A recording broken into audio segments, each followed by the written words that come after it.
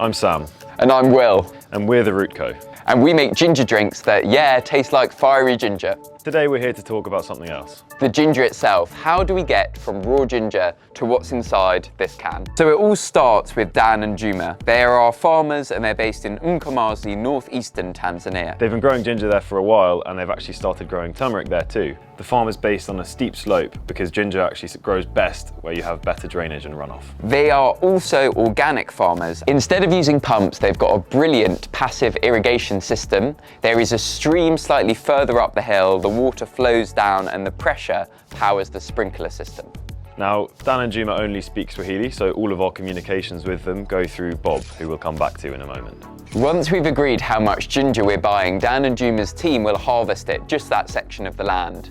The ginger is actually pulled up and bagged by hand. They put them into big sacks, each one weighing around 80 kilos in the end, and the workers transport them on their backs to a little hut by the roadside. These guys are seriously strong.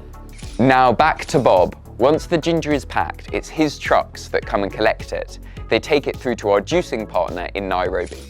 He also organises all of the paperwork for the border crossing and makes sure that it gets to Kenya in one piece. When the ginger arrives, it's still quite muddy as it's fresh from the field. The first thing that Pauline's team do is break it into small chunks to avoid the corners. It's a very exciting experience with its own challenges, of course, which we have been able to maneuver through innovation and now the experience we have gained since the last 2 years we started working with them.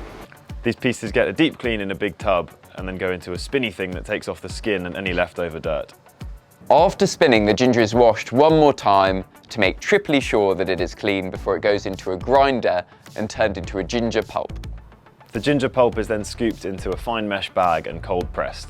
The juice is put into big blue drums. Once the juices are all together, they are loaded into a sea freight container and transported through to Mombasa. This part is handled by Elsie, who does all of our transport and sea shipping and keeps everything moving on the way to the UK. That's the journey. From root to can.